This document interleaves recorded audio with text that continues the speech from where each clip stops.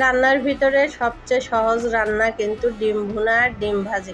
আসসালামু আলাইকুম ভাই বোনেরা, আশা করি সকলেই ভালো আছেন। এই তো আজকে আমি খুবই সহজভাবে ডিম ভুনা করব অল্প সময়ে। আজকে বেশি একটা রান্না করতে মন চাচ্ছে না, তাই ঝটপট ডিম ভুনা করতে চলে আসলাম। এই তো আমি ডিমটা ভাজি করে নিয়ে একপাশে রেখে দিলাম, দিয়ে পেঁয়াজ কুচিটা ভাজি করে নিব।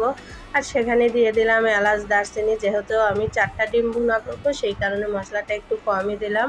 আর এখানে দিয়ে দিলাম কিন্তু আমি আদা রসুন বাটা, কাঁচামরিচ বাটা, স্বাদ মতো লবণ, আর এখানে হলুদ গুঁড়ো দিয়ে দিলাম, মরিচ গুঁড়ো দিয়ে আমি ভালোভাবে মশলাটা কষিয়ে নেব। আর মশলাটা কিন্তু কষানোর ভিতরে আসল মজাটা আসে, সেটা মাংস বলেন আর যে তরকারি বলেন, সেটা কিন্তু মশলাটা ভালোভাবে কষালে কিন্তু মজা হয়। আমি কিন্তু অফ ক্যামেরায় বেশ কিছুক্ষণ কষিয়ে নিয়ে এবার ডিমটা দিয়ে নাড়াচাড়া দিয়ে আমি ঝোলটা দিয়ে দিলাম। ঝোল দিয়ে এখন আমি ডিমের ঝোলটা কমানো পর্যন্ত অপেক্ষা করব। আর অফ ক্যামেরায় অনেকক্ষণ অপেক্ষার পরে এই যে দেখেন ঝোলটা কমিয়ে আসছে। ঝোলটা কমিয়ে আসার পরে আমি গরম মশলা গুঁড়াটা দিয়ে দিলাম, দিয়ে একটু নাড়াচাড়া দিয়ে আর একটু শুকিয়ে নেব। শুকিয়ে নিয়ে এই তো বাস, আমার ডিম বোনাটা হয়ে গেছে। কেমন হয়েছে অবশ্যই জানাবেন আপনারা। আল্লাহ হাফেজ।